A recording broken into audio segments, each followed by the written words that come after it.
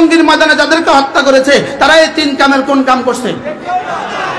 আবার বলেন, জোর সবাই বলে না, বলেন একটাও না, বলেন, হাত তোলেন, দুনিয়াকে দেখান, একটাও না। এরা মুরতাদ, এরা মুরতাদ, এরা কাউকে হত্যা করছে?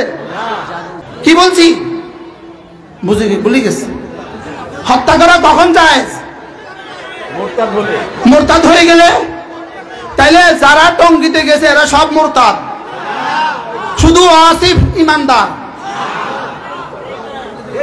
শুধু মুআজ বিন নূর ইমানদার, কি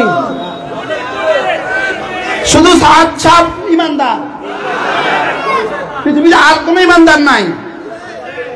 ওই মাঠে যারা ঘুমন্ত ছিল তারা কেউ ইমান নিয়ে যায় নাই। তাহলে এরা মুমিন না কাফের? মুমিন। এরা কাউকে হত্যা করছে? এরা জিনা করছে? তাহলে এদেরকে হত্যা করা যারা ইমানের কারণে হত্যা করছে কাফের। যারা বলেন কাফের। আচ্ছা, হত্যা করে আয়েশা আবার নফল পড়তেছে, হত্যা করে আয়েশা দোয়া করতেছে, আবার হত্যা করার পরে সবগুলো মানুষ আবার আশেপাশে সব মসজিদে চলে গেছে। হ্যাঁ, হত্যা সালাতুল হাজত পড়ে হত্যা করতে গেছে, হত্যা করে আয়েশা আবার তাহাজ্জুদ পড়ে দোয়া করতেছে। কি বলতেছি? এখন আবার মোবাইলে ফেসবুকে উনি বক্তৃতা দেয়, ওয়াসিফ এখন বক্তৃতা দেয়, ওয়াজ করে সবাইরে, সবাই সবর করেন, সবাই সবর করেন, ইস্তেগফার করেন। কি বলে হুজুর? আবার বক্তৃতা দিতেছে, সবাই সবর করেন, ইস্তেগফার করেন।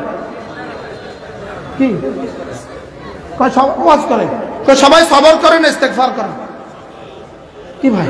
আচ্ছা, হত্যা করে আসা ইস্তেগফার করতেছে, আল্লাহ মাফ করে দেন। তো যারে হত্যা করছে তার বিবির এই বিধবার কান্না কোথায় যাবে?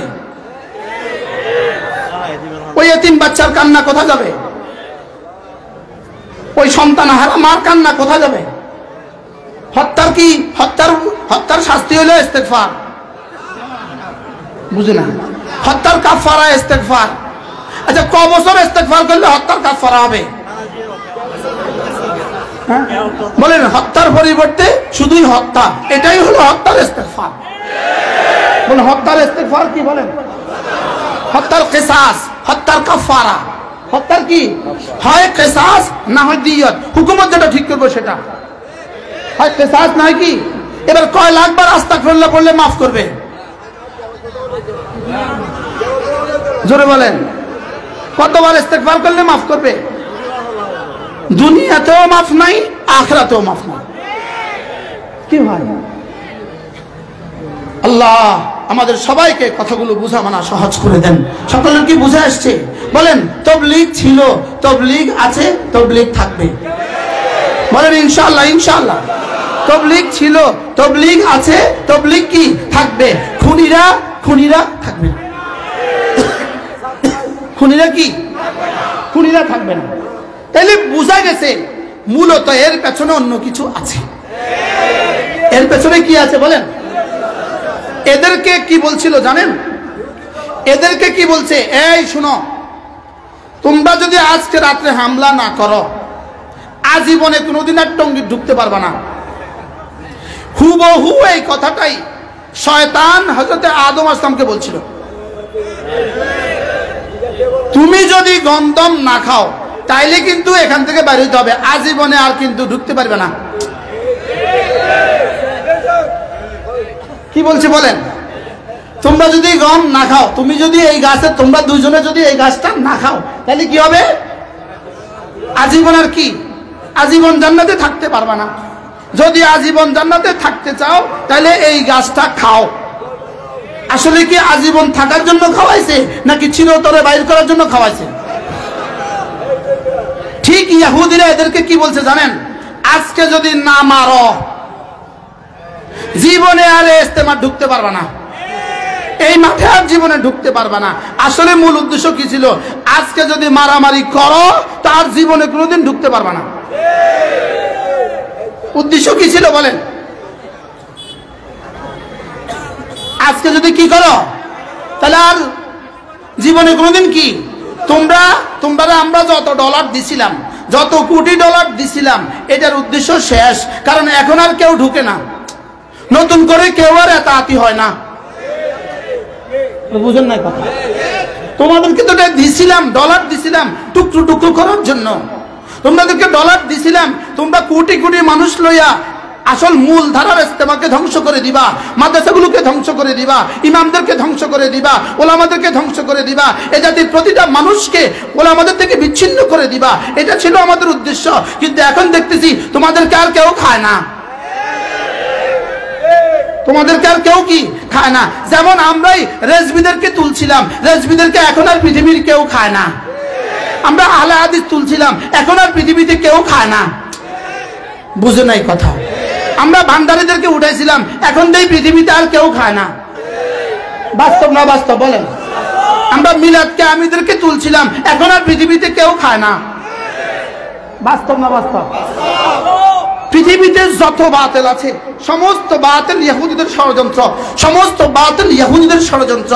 অতএব কারণে গত 19 তারিখের নয়া দিগন্ত পত্রিকার রিপোর্ট অনুযায়ী তারাও মোসাদের সাথে তারা চুক্তি করছে।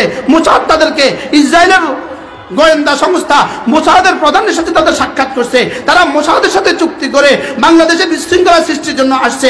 এখন দেখতেছে নতুন আর কেউ তো তাদের দলে ঢুকে না, আগে যা ছিল তাই, বলকে দিন দিন খালি কমে। অতএব তারা বুদ্ধি করলো এদেরকে আর দরকার নাই, এদেরকেও ধ্বংস করে দাও। এদেরকে ধ্বংসটা কেমনে করবে? এই জন্য ওই দিন কি বলছে, তোরা যদি এখন হামলা না করস, আজকে রাতের মধ্যে যদি তোরা টঙ্গীর ময়দানে ঢুকতে না পারস, তাহলে জীবনে কোনোদিন ঢুকতে পারবি না। আজকে তোরা ঢুকতেই হবে। পিছনে আমরা আছি, পত্রিকা যা লাগে সব আমরা আছি, মিডিয়া যা লাগে সব আমরা আছি, ডলার যা লাগে সব আমরা আছি। এই কথা বলে ঢুকাইয়া দিছে। আসলে কি ঢুকাইছে? এদেরকে চিরতরে ঢুকাবার জন্য না চিরতরে বঞ্চিত করার জন্য? কি আদম আসলামকে শয়তান গন্ধম খাওয়াইছে কি লিগা? বাইর করার লাগা না রাখার লাগা? লেকিন বক্তৃতা দিছিল কি? আর এদেরকে শয়তান কি, মোসাদ আর ইহুদিরা এদেরকে কি বলছে? হামলা করলে থাকতে পারবা, আর হামলা না করলে আর ঢুকতে পারবা না। কিন্তু মূল উদ্দেশ্য কি? আরে ধ্বংস করে দেওয়া। মূল উদ্দেশ্য কি করা? এত এবার ধ্বংস হয়েছে কিনা আমি কি বুঝাইতে পারছি? আল্লাহ আমাদেরকে বুঝ দান করেন। এই জন্য পৃথিবীর সব বাতিলের ঠিকানা এমনই হয়। সব বাতিলের ঠিকানা কি হয় বলেন? যদি জুলাই আগস্টের বিপ্লবে তিনি এভাবে হত্যা না করতেন, আমাদের যিনি ভেঙে গেছেন, জুলাই যদি এভাবে হত্যা না করতেন তো তিনি বাংলাদেশ ছাড়তে হইতো না। কি ভাই? কিন্তু তারে র কি বলে, তারে ইন্ডিয়া কি বলছে? মার যদি না মারস থাকতে পারবি না, মার যদি না মারস থাকতে পারবি না। অথচ এটা সিদ্ধান্ত মাল্লা থাকা যায় না। কি ভাই? এজন্য কি বলছে বলেন? মার না মারলে থাকতে পারবি না। তো তিনিও মারছেন, শেষ পর্যন্ত থাকতে পারলেন না। বাশার আল আসাদ, সিরিয়ার বাশার আল আসাদ এই পরিমাণ হত্যা করেছে কেন? ভাগার লাগে না থাকার লাগা? জোরে বলেন। ভাগার লাগে না থাকার লাগা? শেষ পর্যন্ত ভাগছে না থাকছে? এবার বুঝা গেছে ওয়াসিফ সাহেব, আর সাপ বলতে শরম লাগে, খুনিরা আবার সাপ কিসের? ওয়াসিফ গং বলেন। ওয়াসিফ কি? ওয়াসিফ গং। ইনশাআল্লাহ তোমরাও ছাড়তে হবে দেশ ইনশাআল্লাহ। আর শেষ তক হাসরের ময়দানে তোমাদের সাথে আমাদের আবার বোঝাপড়া হবে। বলেন ইনশাআল্লাহ, বলেন ইনশাআল্লাহ। কথা তো আমার দূর চলে গেছে।